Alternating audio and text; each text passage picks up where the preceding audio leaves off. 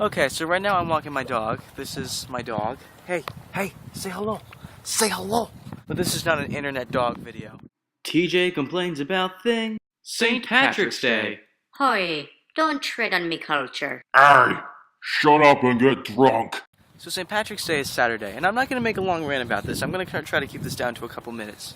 It's nothing new to associate being Irish on St. Patrick's Day as basically being drunk. This has been going on for like 100 years. But still, some of it kind of frustrates me. Most of the people who get drunk on St. Patrick's Day aren't Irish people, but non-Irish people who enjoy stepping on the toes of a culture so long as they can get hammered. And yeah, even among Irish people there's been a tradition of drinking on St. Patrick's Day.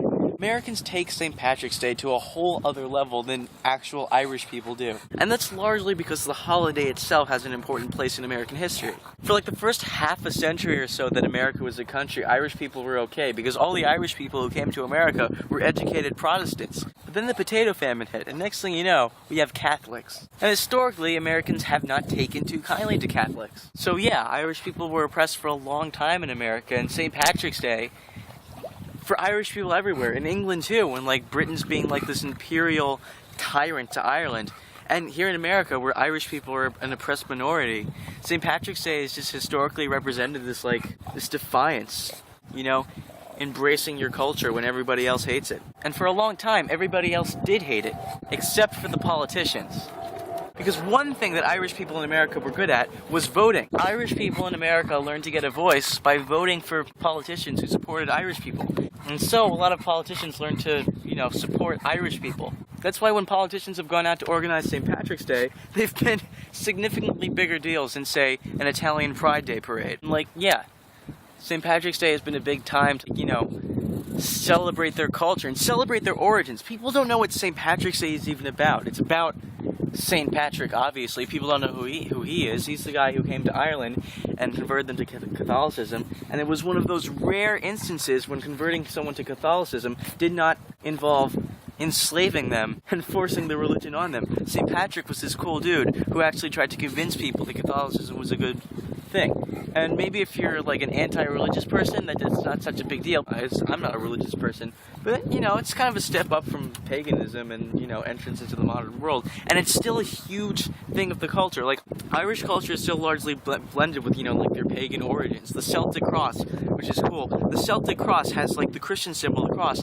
That's that circle in the Celtic cross. That's the sun. That's the pagan symbol for the sun, and that's put over a regular Christian cross. And I think that's kind of cool that you can merge two cultures like that.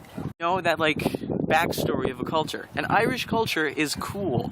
I know it doesn't matter because who cares? Who wants to be PC? But Irish culture gets such an ass penetration on St. Patrick's Day. You've got all these people in America, regardless of their ethnic or national background, which I guess is good in the aspect of people being unitedly getting shit-faced. And I don't know, it seems like hugely disrespectful.